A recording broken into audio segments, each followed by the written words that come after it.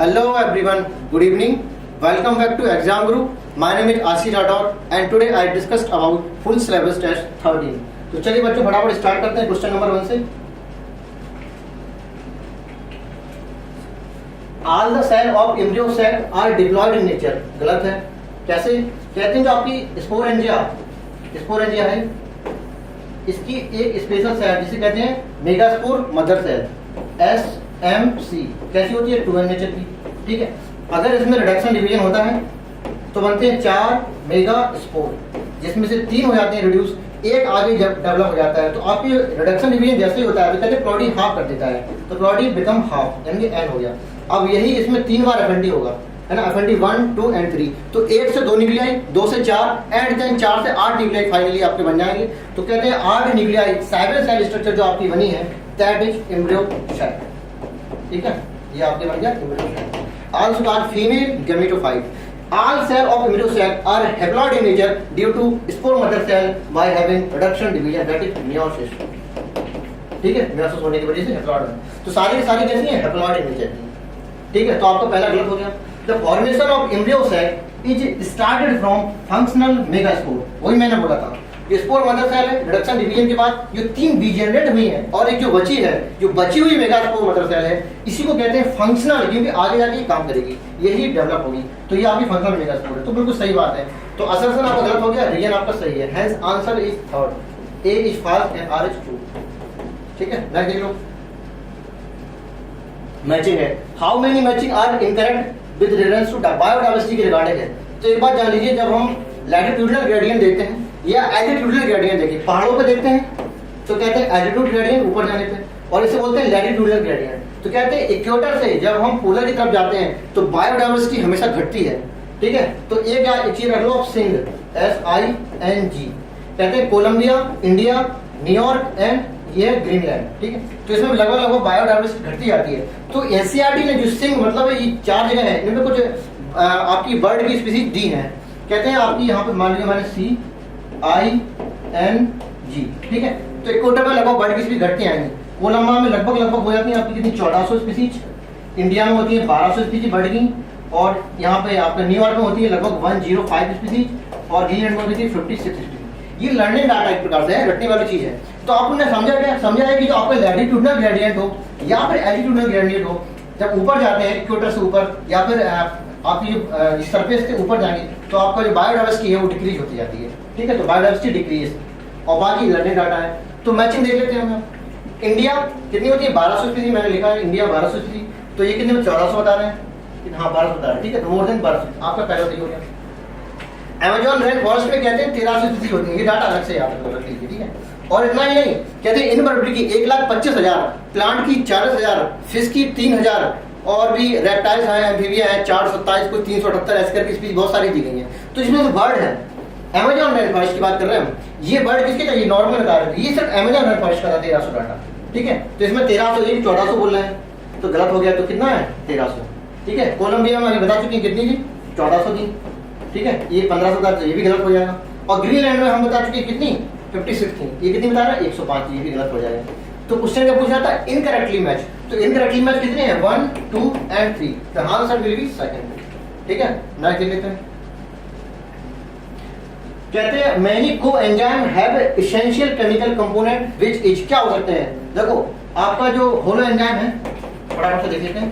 Holo enzyme equal to apoenzyme and cofactor. ठीक है, cofactor. कहते हैं जो एपो एंजाइम है प्रोटीन पार्ट है, और जो कोफैक्टर है नॉन प्रोटीन पार्ट होता है. अब ये नॉन प्रोटीन मेटल आयन हो सकता है, कोएंजाइम हो सकता है, एंड प्रोस्थेटिक ग्रुप हो सकता है. Non metal. ठीक है, ये नॉन प्रोटीन पार्ट है. तो आपका जो कोएंजाइम है ये एक प्रकार का क्या है? कोफैक्टर है. These are the cofactors. ठीक है, कैसा होता है? नॉन प्रोटीन नेचर का होता है, नॉन प्रोटीन नेचर का होता है. ओके, तो इसमें जो मैग्नीशियस केमिकल कंपोनेंट है वो क्या होते हैं? जैसे कि NAD ले लो, NADP ले लो. ठीक है, तो निकोटिनोइड, एडेनिन, डाइन्यूक्लियोटाइड एंड फास्फेट, ये सारी चीजें क्या है? ये केमिकल कंपोनेंट है जो किसमें होते हैं? कोएंजाइम होते हैं. तो कहते हैं जो निकोटीन, अब जैसे निकोटिनामाइड है, इसमें मेनली क्या होती है? Nicotinic acid. बोले तो नियासीन है ना.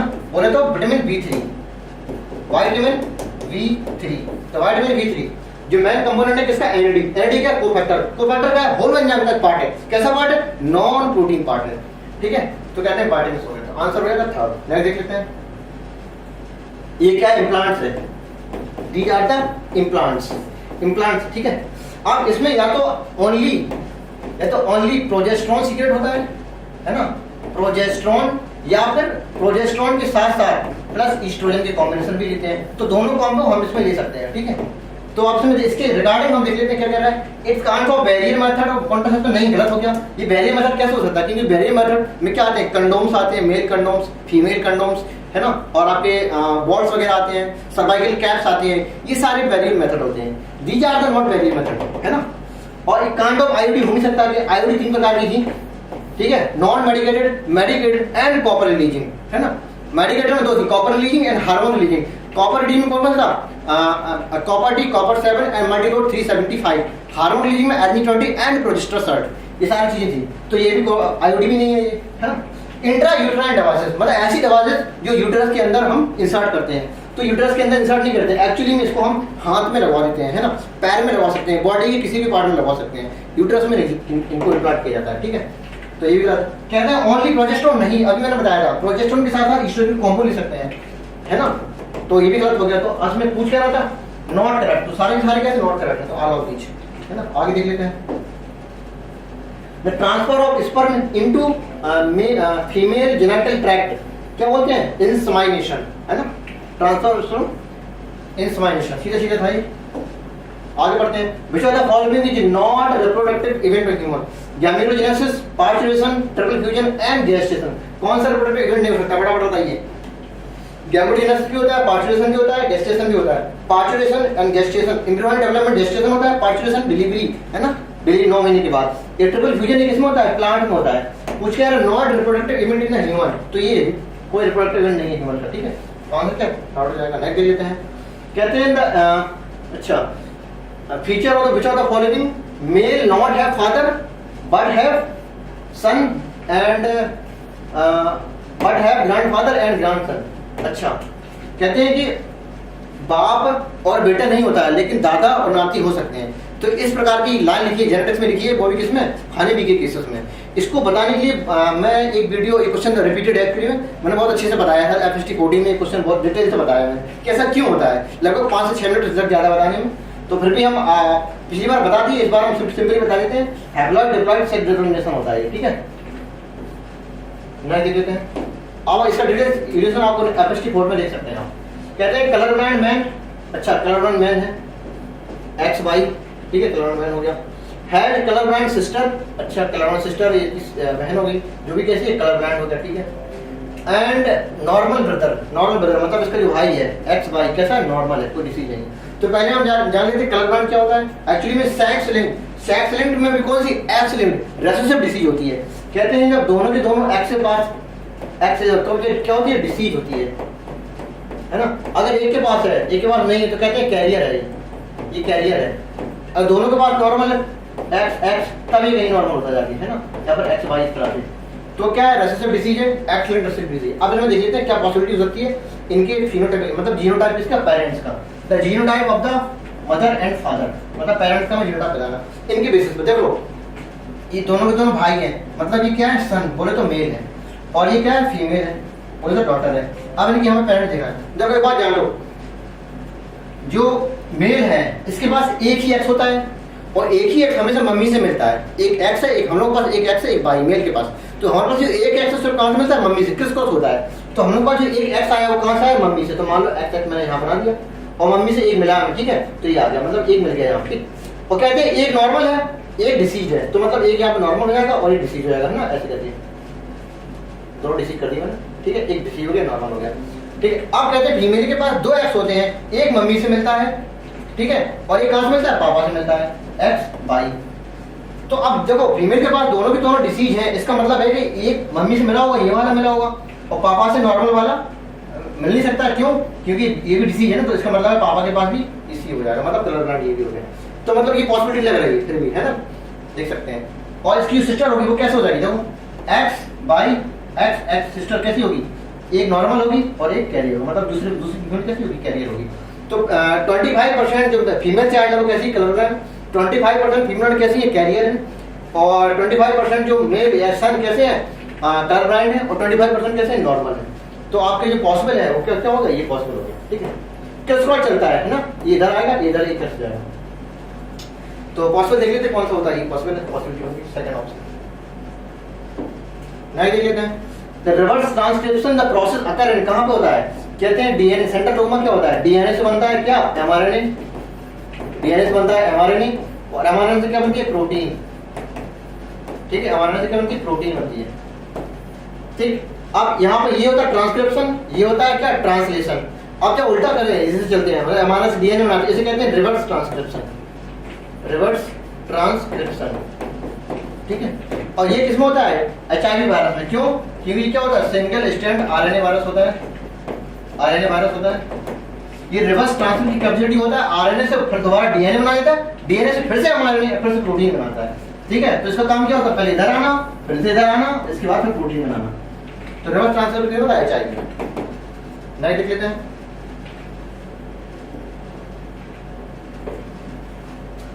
Radio active isotope P32 and S35, कहते हैं नॉर्मल P कितना होता है 31 और नॉर्मल सल्फर कितना होता है 32। अगर नॉर्मल लेके रेडियो एक्टिव लेते हैं तो P कितना हो जाता है 32 हो जाता है, और S कैसे हो जाता है S35 हो जाता है, ठीक है। इसकी लेबलिंग करते हैं किसमें, प्रोटीन में करते हैं, और इसकी किसमें करते हैं न्यूक्लिक एसिड, बोले तो डीएनए में करते हैं। आपको जो बैक्टीरियोफेज है ये वाला बना है, अंदर डीएनए बनाती है डबल स्ट्रैंड, और इसकी जो कवरिंग है इस तरह से, बोले तो ये प्रोटीन है, ठीक है। इसको मैंने रेडियो एक्टिव अगर इसको लेंगे तो क्या लेंगे F35 लेंगे, एक समय में एक ही लेंगे। अगर हम डीएनए को लेबलिंग कर रहे हैं डीएनए को, तो कैसे ले सकते हैं P32 ले सकते हैं, ठीक, कुछ इस तरह से हो गया। अब कहते हैं हर्शे एंड चिन ने 1952 में एक अनइक्वल प्रूफ दिया था कि डीएनए इज जेनेटिक मटेरियल, है ना। तो सिंपली हमारा बताया था Hershey and chin experiment 1922, DNA genetic material इन्होंने प्रूव किया था। एक बार उन्होंने इसको लेबलिंग किया था प्रोटीन को F35, ठीक है, और एक बार डीएनए को किया था। दो सेपरेशन मतलब दो मेथड उन्होंने दो एक्सपेरिमेंट उन्होंने किए थे और बताया था कि डीएनए जेनेटिक मटेरियल, ठीक है। इसका डिटेल जानने की जरूरत है नहीं, देख लेते हैं। कहते number of amino acid in polypeptide chain 150 है, मतलब अमीनो एसिड कितनी है 150 गिवन है, ठीक है 150। The number of base on the mRNA required, mRNA देखो ये एमआरएनए हो गया। कहते हैं triple base sequence on mRNA is genetic code, ये ट्रिपल बेस सीक्वेंस है, मान लो AUG, इसके बाद UAC, इसके बाद ए स्पेस नहीं होता लगातार होते हैं, ठीक है, ACU, इस तरह से होते जाते हैं, है ना, और UAA ये मैंने बना दिया स्टॉपिंग कोडोन, ठीक है। और यहाँ पे बना दिया क्या इनिशिएटर, है ना, इनिशिएटर बना दिया मैंने, इनिशिएटर, है ना, और ये टर्मिनेटर हो गया, ठीक।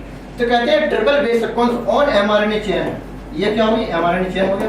Triple base sequence on mRNA chain, ये क्या होता है अमीनो एसिड, यानी ये कह सकते हैं कि अमीनो एसिड जितने हैं उसे हम 3 से मल्टीप्लाई कर दें, अगर 3 गुना कर दें उसका तो कितना हो जाएगा 450। तो ये कितना हो जाएगा, यही कितना है, यही बेस का नंबर है, ठीक है। अब कहते हैं कि number of base on mRNA chain required can be, कितने हो सकते हैं, कहते हैं देखो 450 तो पक्के हैं ही, और कहते हैं 3 और हो सकते हैं, क्यों, क्योंकि स्टॉपिंग कोडॉन में भी, स्टॉपिंग कोडॉन के लिए किसी भी प्रकार की प्रोटीन नहीं होती है ना, तो 3 ही हो जाएंगे। तो +3 इक्वल टू कितना है 453, ठीक है। तो आंसर क्या हो जाएगा 453, सेकंड आंसर, ठीक है। नेक्स्ट देखते हैं, below the following is correct match, pollen grand viability कितनी है 30 मिनट, रोजेसी नहीं, कहते हैं RSL Russia Rosaceae Solanaceae and Leguminosae की जो पॉलन की जिंदा रहने की एबिलिटी, बोले कि पॉलन वायबिलिटी कितनी होती है फ्यू मंथ्स, है ना, फ्यू मंथ्स, ठीक है। और कहते हैं जो ग्रास फैमिली है, ग्रास फैमिली कितनी होती है ग्रास फैमिली की 30 मिनट्स, है ना। वीट वगैरह ग्रास वीट हो गया, राइस हो गया, यानी 30 मिनट्स होती है, ठीक। तो इन्होंने 30 मिनट बनाई किसकी ग्रास फैमिली की, और राशि कितनी होती है मंथ्स, है ना, कुछ मंथ हो सकती है या 1 महीने 30 दिन बोल सकते हो आप, तो आपका ये गलत हो गया। और कहते हैं मैनी ओविल नहीं, इसमें तो सिंगल ओविल होता है, तो ये भी गलत हो गया।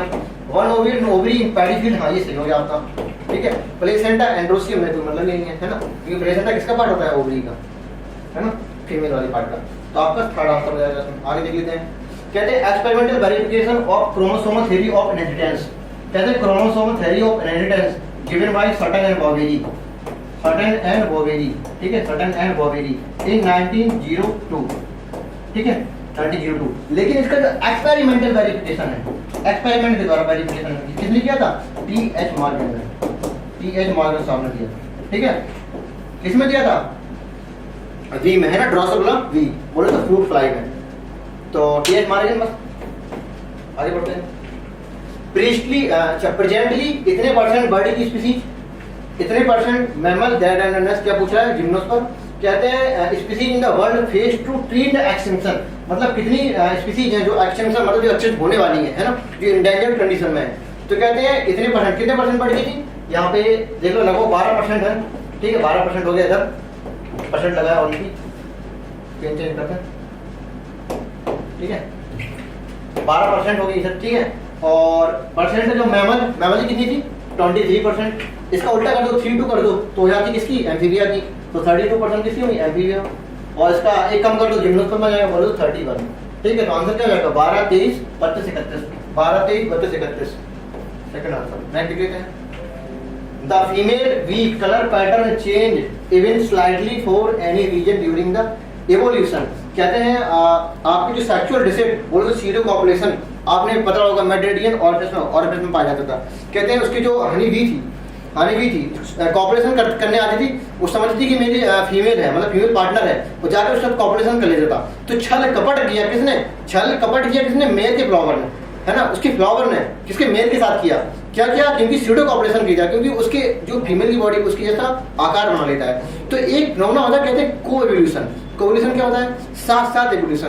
कहते हैं अगर किसी तरह से अगर हनी बी का कोई स्ट्रक्चर चेंज हो जाता है तो जो प्लांट है वो भी अपनी लीफ को वैसा ही बना देता है ना, जैसे उसकी फीमेल हो। क्यों?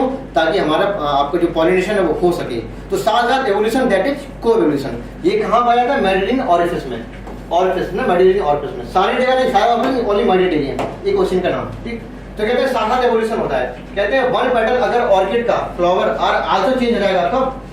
मेडिटेरियन रिसेम्बलेंस, इससे रिसेम्बलेंस मतलब इससे मिलता जुलता करने के लिए। अगर आपके इसमें फ्लावर में कोई चेंज हुआ है ना, हनी बी में कोई चेंज हुआ तो फ्लावर भी चेंज कर लेगा। तो आंसर क्या होगा? थर्ड होगा। नेक्स्ट लेते हैं, असल रीजन है the thorn and tendril of bougainvillea and cucurbita represent homology, है ना, बोले तो डाइवर्जेंट एवोल्यूशन, डाइवर्जेंट एवोल्यूशन, ठीक है, डाइवर्जेंट एवोल्यूशन। जब फंक्शन हमारा कैसा होता है? डिफरेंट होता है, और ओरिजिन कैसी होती है? सेम होते हैं, है ना, structure same, function different, that is homology या divergent evolution. The thorn and tendril कहाँ से आते हैं? स्टेम में भी कौन से आते हैं? एक्सिलरी बड से, एक्सिलरी बड की मॉडिफिकेशन होता है, कभी ये थॉर्न बना देगा, कभी ये आपका टेंडल बना देगा, है, तो सपोर्ट के लिए है। तो स्ट्रक्चरली सेम है दोनों, तो आपके एजुअल रीजन बहुत सही है, और दोनों का एक्सप्लेनेशन आल्सो है। Answer will B 4। नेक्स्ट देख लेते हैं, catalytic converter of carbon monoxide and nitrogen oxide, nitrogen oxide ले लो, है ना, नाइट्रोजन की ऑक्साइड एक्स मैंने यहाँ एस कर दिया, ठीक, एक्स द NX सीधे रखो ऐसे ना, NXOY कुछ हो सकता है, नाइट्रोजन की ऑक्साइड है। कहते हैं एग्जॉस्ट एंड कन्वर्टेड कंप्लीटली। तो कहते हैं जो कैटालिटिक कन्वर्टर है, रोडियम और जितने भी हैं, है ना, रोडियम पैलेडियम, है ना, प्लैटिनम, इनका काम क्या होता है कैटालिटिक कन्वर्टर का? कहते हैं जो इनडिकम्पोजेबल या इनकम्बसिबल जो ऑक्साइड्स हैं, इनको कंप्लीटली डिकम्पोजेबल गैस में चेंज करना। It's a function of rhodium, platinum and platinum, that is catalytic converter. क्योंकि नुकसानदायक है, हानिकारक होते हैं, तो CO को कंप्लीटली CO में चेंज कर देते हैं और इनका कंप्लीटली ऑक्साइड करके NO चेंज कर देते हैं। तो यही इनका फंक्शन होता है, ताकि एनवायरमेंटल पॉल्यूशन कम हो सके, एयर पॉल्यूशन को कम किया जा सके। तो हमारा ये एम था। तो इनका सिंपली क्या होता है? CO2 और N2 को चेंज कर देंगे, ठीक है। नेक्स्ट लेते हैं, which cell is body is known as HIV factory. तो मैक्रोफेजेस, ठीक है, सबको रटा हुआ है, macrophages is HIV factory of the cell, macrophages. Which of the following is correct matching.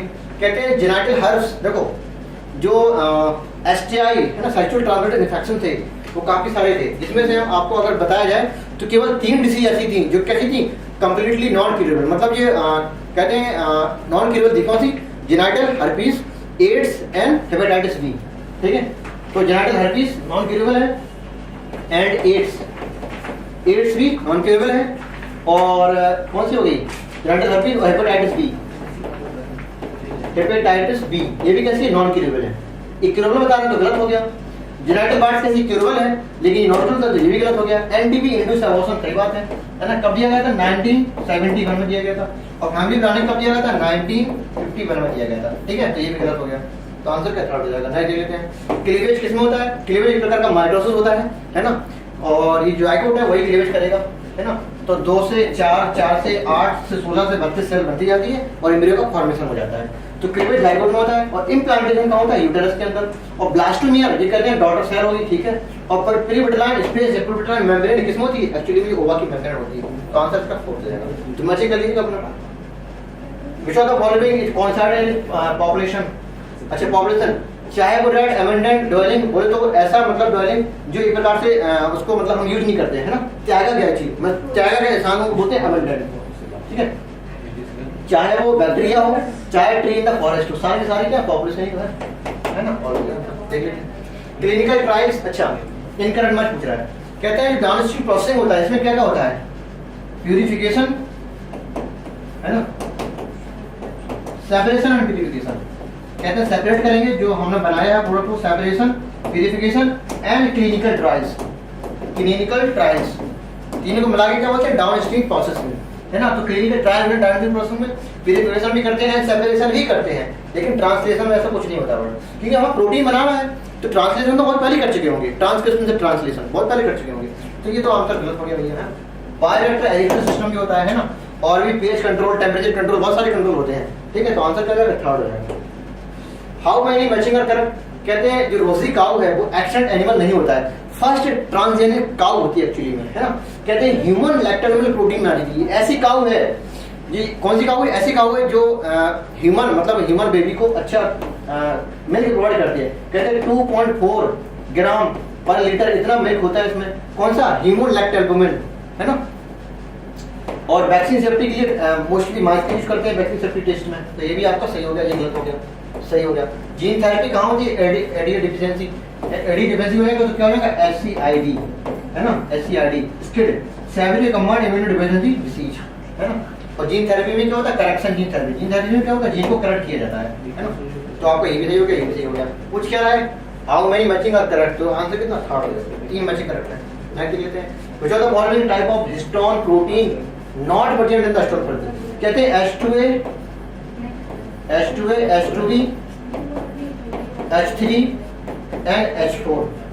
सबके कितने लेते हैं, 2 लेते हैं। 2 इनके लेंगे, 2 ये लेंगे, 2 ये लेंगे, 2 ये लेंगे। टोटल कितने, 8 ऑक्टोबर बनाते हैं। 1 2 3 4, ठीक है, ये होगा। और 4 पीछे होंगे। तो कहते हैं हिस्टोन ऑक्टोमर बन गया, ये हिस्टोन ऑक्टोमर बन गया। ये हिस्टोन ऑक्टोमर बनाने का कहते हैं न्यूक्लियोसोम मॉडल, है ना। तो nucleosome model is what, is nothing just a histone octamer. इसमें जो H1 वाला है ये नहीं होता है, ठीक है। तो जो डिफरेंट हिस्टोन ऑक्टोमर आपस में जुड़े होते हैं किससे, H1 से। तो आपका ये नहीं होगा, बाकी सब हो जाएंगे। तो आंसर क्या हो जाएगा, थर्ड, ए फोर्थ। नेक्स्ट देखते हैं, how many matching are correct. Citric acid किससे मिलता है, फंगस के द्वारा, है ना। एस्परजिलस नाइगर बोलते हैं फंगस से, ठीक है, ये सही होगा। यीस्ट बोले तो सैक्रोमेसिस सेरेवेसी, अल्कोहल बोले तो दारू C2H5OH, है ना, अल्कोहल में तो ये भी ठीक हो गया। साइक्लोस्पोरिन बोले तो ट्राइकोस्पर्मा, ट्राइकोडर्मा पॉलीस्पोरम। ये क्या बनाता है, एक प्रकार का क्या है, ये फंगस थी, वायरस नहीं होता था, ये गलत हो गया। ये सही है, ये भी सही है, ये वायरस नहीं फंगस था। स्टेटिन मोलस्कस परप्यूरियस है, मोलस्कस परप्यूरियस निकलता था ये। और ये क्या होता था, ये प्रकार की यीस्ट होती थी, ना कि बैक्टीरिया होता था। तो 2 सही है, 2 गलत है, ठीक है। कुछ भी पूछ रहा है, आंसर क्या हो जाएगा, थर्ड। नेक्स्ट देखते हैं, ovary are connected to pelvic girdle with the help of infundibulum या लिगामेंट, है ना। कहते हैं लिगामेंट से कनेक्ट होती है। आपका मैंने यूटेरस बनाया ये, ठीक है, ये बनाया मैंने इस प्रकार से, ये लो बना,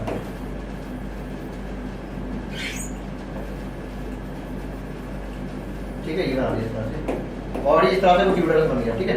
कहते हैं ओवरी यहाँ पे ऐसे करके लगी होती है, इधर करके ऐसे करके, ठीक है। तो ओवरी किससे कनेक्ट होती है, पेल्विक गर्डल से, एक प्रकार के लिगामेंट से। तो आंसर क्या हो जाएगा, 4।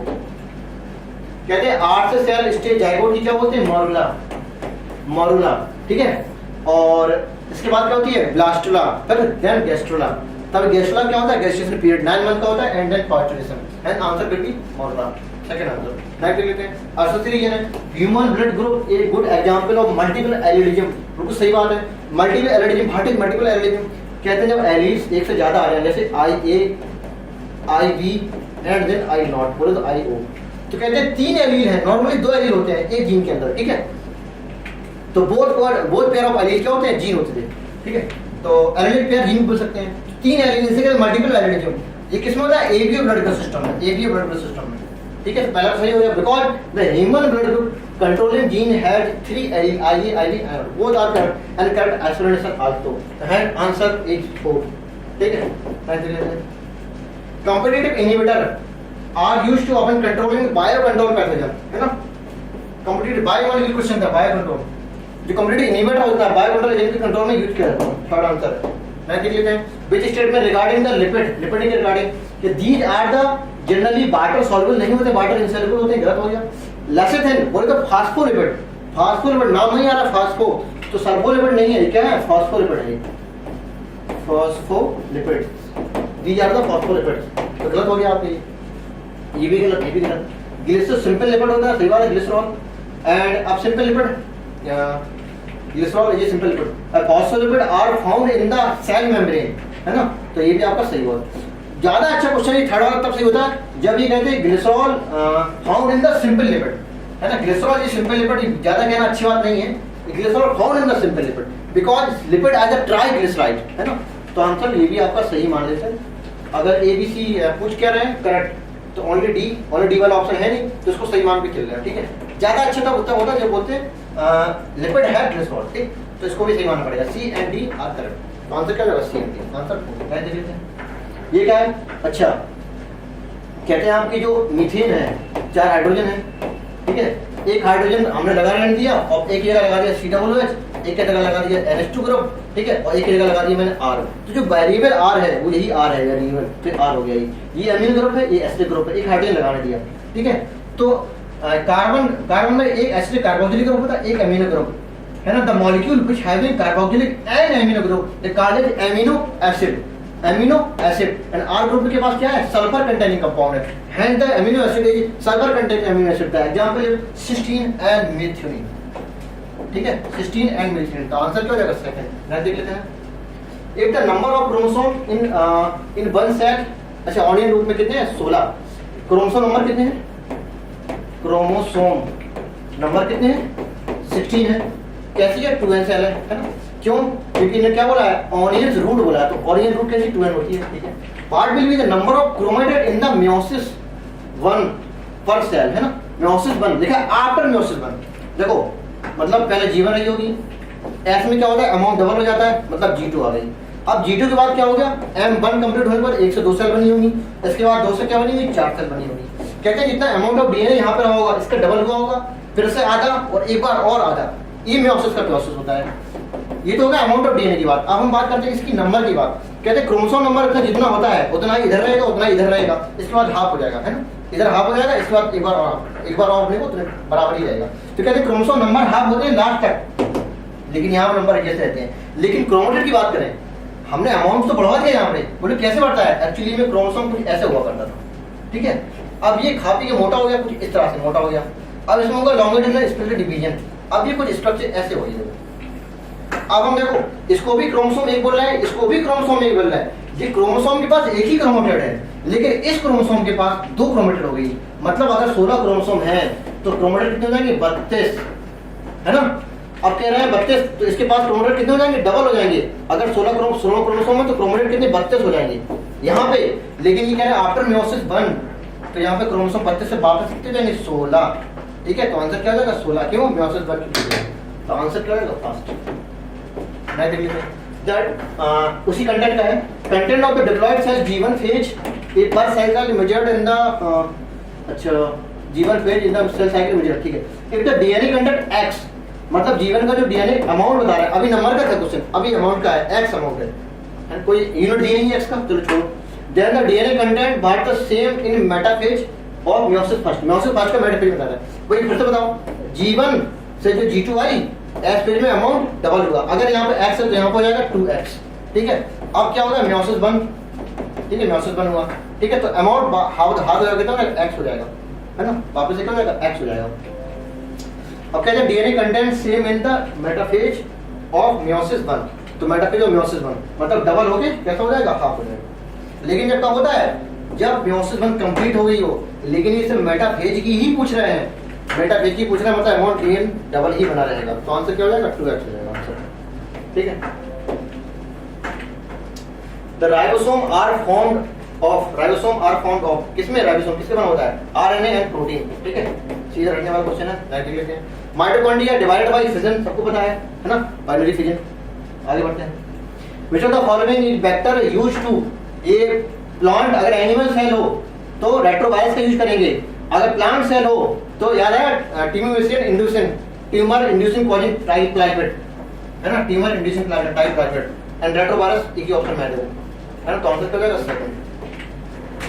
द पॉन्ड, देखो इनिशियल पॉपुलेशन कितनी है, 20, कोई पॉन्ड है उसमें इनिशियल पॉपुलेशन 20 है। ठीक है, कहते हैं last year through the introduce 4 new plant DNA, तो कितना हो जाएगा, 4 नया है। ठीक है, प्लस प्लस 4 नया कितना हो जाएगा, 24 पॉपुलेशन हो गई उसकी। ठीक है, ये n बराबर हो गया, ये भी n बराबर हो गया, n आई है, ये n फाइनल है। तो कहते हैं चेंज अपॉन इनिशियल लगा दो हमेशा, चाहे नेटिलिटी पूछे चाहे मोर्टेलिटी, हमेशा फॉर्मूला लगाओ चेंज अपॉन इनिशियल।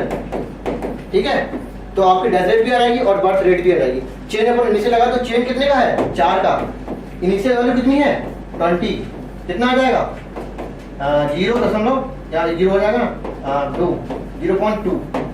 ठीक है, 0.2। नेक्स्ट देख लेते हैं, बायोट तक करेक्ट मैचिंग। ई कोलाई, इसके लिए क्या कोलाई, ई इसके लिए क्या कोलाई, और ये आर स्टैंड का नाम है और ऑर्डर ऑफ आइसोलेशन है, तो ये इस तरीके कोलाई।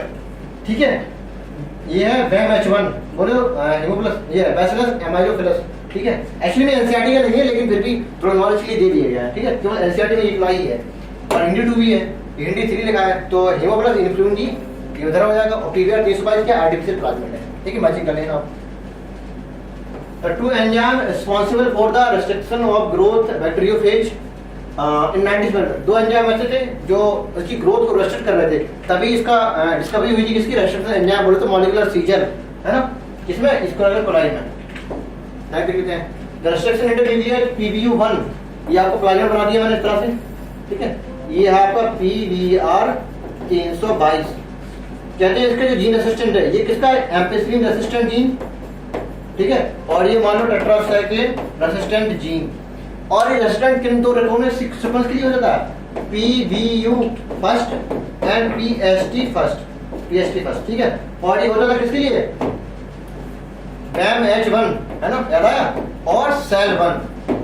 ठीक, यहाँ पे सेल 1। अब देख लो यहाँ पे क्या है, PBU1 का पूछ रहा है, तो किसके लिए है, एम्पेसिलिन रेसिस्टेंट जीन के लिए, तो आंसर क्या हो जाएगा फर्स्ट। देख लेते हैं, the R microbes mediated produce include under, R microbes produce include under the किसमें, बायोटेक्नोलॉजी में। ठीक है, मेडिएटेड प्रोडक्ट मतलब जेनेटिक प्रोडक्ट है, माइक्रोब से रिलेटेड, किससे बनते हैं, बायोटेक्नोलॉजी से। जेनेटिक इंजीनियरिंग तो एक ऐसा प्रोसेस है जिसमें हम डीएनए के अंदर छेड़छाड़ करते हैं, है ना, ये लैब वाला काम हो गया। तो जनरली एक प्रकार जैसे मुझे दूध से दही बनाना है ना, तो सिंपली बायो माइक्रोब का यूज तो कर रहे हैं, तो इसमें हम डीएनए की छेड़छाड़ तो कर नहीं रहे हैं, तो सिंपली लोग इसमें पूछते हैं कि जेनेटिक इंजीनियरिंग हुआ, बायोटेक्नोलॉजी हो गया। तो ऐसे समझ लो कि सिर्फ मॉडर्न साइंस को अप्लाई करना जेनेटिक इंजीनियर, मॉडर्न और प्लस ओल्ड साइंस को अप्लाई करना बायोटेक्नोलॉजी, तो आंसर क्या होगा, थर्ड हो जाएगा। The aim behind the addition of chilled ethanol, कहते हैं डीएनए आपने आइसोलेट किया है ना, तो कहते हैं चिल्ड एथेनॉल क्यों डालते हैं, ताकि कि प्रेसिपिटेट डीएनए प्रेसिपिटेट हो जाए ना, तो प्रेसिपिटेट डीएनए देखा, bring about the precipitation of DNA thread, तो आंसर क्या हो जाएगा सेकंड। नेक्स्ट देख लेते हैं, function of the strain is based on, function of the statin लिखा, function of the statin based on the comparative inhibition, है ना, कंपैरेटिव इनहिबिशन किससे निकलता है, मोनस्कस परपिलियस से, Monascus purpureus, blood cholesterol lowering agent based on the comparative inhibition. ठीक है, next देख लेते हैं, the letter R name for associated nucleus क्या होता है, E मतलब इसके लिए किया, CO मतलब कोलाई, R मतलब स्ट्रेन, और 1 है ऑर्डर ऑफ आइसोलेशन, तो क्या होगा, स्ट्रेन का नाम है, स्ट्रेन विच इज सोर्स, ये 1 हो गया। ठीक है, तो जीनस क्या हो जाएगा, E कोलाई R1, R ये हो गया और 1 इधर हो गया, तो इस प्रकार का नाम होता है इनका। नेक्स्ट देख लेते हैं, एक्टिव थैलेमस गोइटर बोले तो Graves disease cause due to hyper function of thyroid gland, hyper function of thyroid gland से। कहते हैं अगर hypo function of thyroid gland मतलब थायरोसिन की कमी की वजह से तो कौन सी होती है, नॉर्मल गॉइटर की डिसीज होती है ना, या मिक्सिडीमा, लेकिन जो सिलेबस में है नहीं एक्चुअली में। तो आप याद रखिए इसको हम प्लूमर डिसीज भी बोलते हैं, एब्सिफॉर्मिक गॉइटर या ग्लैप्स डिसीज। आंसर क्या हो जाएगा सेकंड। नेक्स्ट देख लेते हैं, मैचिंग है hypothalamus anterior pituitary testis and ovary. ठीक है देख लेते हैं। Hypothalamus gonadotropin releasing hormone GnRH, ठीक है, जीएनआरएच कहां से निकलता है, हाइपोथैलेमस से, और रिलीज कराएगा एंटीरियर पिट्यूटरी पे अटैक करके एलएच और एफएसएच को, ठीक है, एलएच और एफएसएच को रिलीज कराएगा। तो जीएनआरएच हाइपोथैलेमस का जाएगा, तो आंसर यहां मैचिंग कर जाएगा। एंटीरियर पिट्यूटरी वीएच इंसुलिन, अच्छा इंसुलिन को आपका हो जाएगा एंटीरियर पिट्यूटरी नहीं होगा, इंसुलिन कोई ऑप्शन नहीं, एस्ट्रोजन हो जाएगा ओवरी से, एस्ट्रोजन अपना हो जाएगा एंटीरियर पिट्यूटरी से, और एंड्रोजन बोले तो टेस्टोस्टेरोन हो जाएगा टेस्टिस से। तो आप ये करेक्ट मैच हो जाएगी, मतलब इंसुलिन का कोई ऑप्शन नहीं दिया गया है, ठीक है, अपना मैच कर लेना। Find out the pair which are correctly matched. Cyanobacteria biopesticide नहीं होता है, एक प्रकार का क्या होता है, बायो फर्टिलाइजर होता है, ये बायो फर्टिलाइजर होता है। Mycorrhiza solubilisation of phosphate, mycorrhiza association जहां भी होगा, जैसे इसका एक जीनस होता है ग्लोमस, ठीक है, तो ग्लोमस वहीं पे ज्यादा ग्रो करेगा जहां पे फास्फोरस का अमाउंट ज्यादा होगा, ठीक है, तो फास्फोरस को सोलबिलाइजेशन करके एब्जॉर्ब कर लेता है, ठीक है, तो आपको ये सही हो गया तरह से। बैसिलस थोराइनेसिस कहां गया इसका थोराइनेसिस, ये इधर आ गया, देखो बैसिलस थोराइनेसिस इधर आ गया, ठीक है, तो क्राई प्रोटीन बनाता है, ये भी ठीक हो गया। और सिंगल सेल प्रोटीन राइबोसोम नहीं है, यहाँ मेथाइलोफोकस कौन सा होता है, मेथाइलोफोकस होता है कुछ, है ना, तो राइबोसोम नहीं होता है। राइबोसोम का आपका क्या है, लेगुमिनस फैमिली सिम्बायोटिक रिलेशन में कर सकता है, सिंगल सेल प्रोटीन में नहीं। यहाँ पे आप लिख सकते हैं किसको, स्पाइरुलाइना, है ना, क्लोरेला सिंगल सेल प्रोटीन, तो ये गलत हो गया। तो क्या पूछ रहा है, करेक्ट पूछ रहा है, तो B and C correct. Answer क्या हो जाएगा सेकंड। नेक्स्ट देख लेते हैं। During the amplification of gene using PCR the highest temperature कहाँ पे होता है, डीनेचुरेशन वाले प्रोसेस में। कहते हैं 3 प्रोसेस होते हैं, डीनेचुरेशन, एनिलिंग और होता है तीसरा वाला कौन सा, एक्सटेंशन, ठीक है, डीनेचुरेशन। दोनों डीएनए स्ट्रैंड को अलग अलग करना क्या होता है, डीनेचुरेशन, मतलब डीएनए को डीनेचर्ड कर देना, डीनेचुरेशन। इसके बाद होता है क्या, एनिलिंग, जो आपका न्यूक्लियोटाइड है ऑलिगोसैकेराइड इसको बोलते हैं, उसमें स्टार्टिंग प्राइमेट चिपकाना कहते हैं, एनिलिंग मतलब चिपकाना।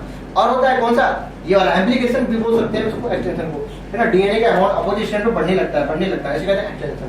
चलिए सबसे ज्यादा टेंपरेचर कहाँ होता है, टेंपरेचर सेंसिटिव तो होगा, टेंपरेचर सब जगह होगा, लेकिन सबसे ज्यादा टेंपरेचर होगा किसमें, डीनेचुरेशन में। क्यों, डीएनए का अमाउंट अलग करना है इसलिए, ठीक है। Some ureotelic organism retain in the some amount of kidney in the matrix, बिल्कुल सही बात है। कहते हैं आपका ये ओवल कैप्सूल हो गया, पीसीटी, बीसीटी, हैलेलूप, बीसीटी एंड क्लिफ्टन तक।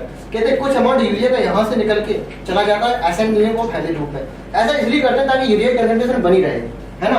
Bye the retaining urea ureotelic organism maintain desired osmolarity, कितनी 1200, ठीक है, इसलिए answer correct and correct explanation also है, answer will be first. Next देख लेते हैं।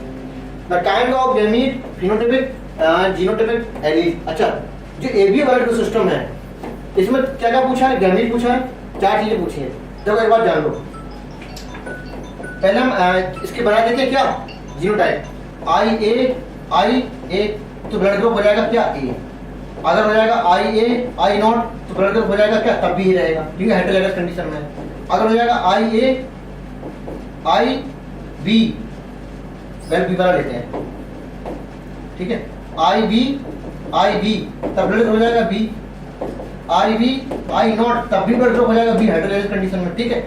और देख लो आई ए और आई बी तो ब्लड ग्रुप हो जाएगा ए बी, ठीक है। अगर हो जाता है आई नॉट तब ब्लड हो जाता है ओ। तो देखो जीनोटाइप कितने हो गए, 1 2 3 4 5 6, तो जीनोटाइप कितने हो गए 6, ये वाला इसका आंसर हो जाएगा 6। अब फिनोटाइप कितना है, ए बी और ओ, फिनोटाइप कितने हो गए 4, इसका आंसर कितना हो गया 4। और जितने ही गैमेट बनते हैं उतने ही एलील होते हैं, तो एलील कितने हैं, आई नॉट, आई ए और आई बी, 3 प्रकार के तो हैं देखो, है ना। और इतने ही गैमेट बनेंगे, कैसे, क्योंकि दोनों है, ये अलग हो जाएगा, ये अलग हो जाएगा। जब गैमेट बनेंगे तो आधा पोर्शन अलग हो जाता है, हैप्लॉइड सेट हो जाता है, इधर से काट दो इधर से काट दो, तो 2 प्रकार के गैमेट मिलेंगे आपको, या तो आई 3 प्रकार के मिलेंगे, या तो आई नॉट या आई ए या फिर आई बी, और यही आगे जाओगे एलील 3 प्रकार के। तो कहते हैं गैमेट का और एलील का आंसर सेम होता है, कितना 3 और इधर भी 3, तो देख लो 3 4 6 3, 3 4 6 3, आंसर क्या हो जाएगा 4। Okay, thank you so much, bye bye.